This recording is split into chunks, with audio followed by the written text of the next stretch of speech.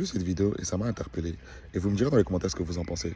La personne, elle disait vraiment bâtir la relation avec son mari, que son mari doit être ton meilleur ami.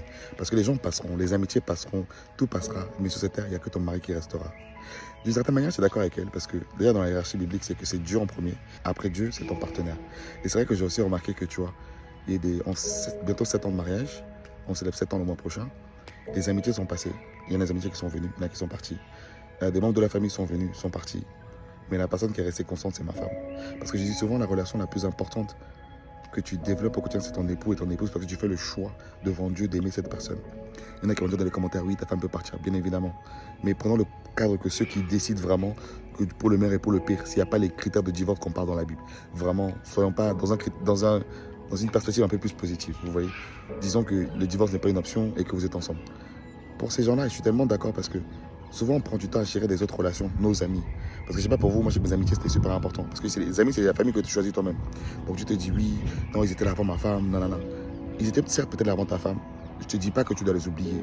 Mais je te dis juste, prends du temps de chérir et développer la relation avec ta femme. Et pareil, madame, prends du temps de chérir avec ton mari. Parce que souvent quand on a les enfants, on met tout sur les enfants. Les enfants partiront. Un jour, ils auront leur vie. Ils te calculeront plus. Certes, tu leur as donné toute leur vie. Tu as peut-être sacrifié ta vie entière pour tes enfants. Mais malheureusement, la vie fait que quand ils vont rencontrer leur femme, ils vont partir et ils ne penseront pas forcément à toi. Donc, celui qui restera, sera ton mari, sera ta femme.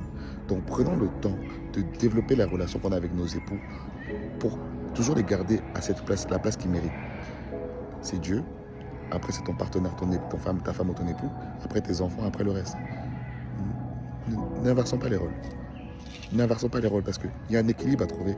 Et cet équilibre-là, quand tu fais les choses bien, même quand vos enfants partiront, il y aura toujours cette amitié qui a été là. Parce que quand tu fais de ton époux, ton épouse, ta meilleure amie, ça fait que dans toute saison, vous êtes amis. Dans la phase d'éducation des enfants, on n'est pas encore dans la puberté, mais quand on dit que la puberté, les enfants vous rendent ouf. Ça vous rend ensemble. Parce que souvent, éduquer les enfants, ça peut vous séparer, ça peut vous diviser parce qu'il y a des différences, ainsi de suite.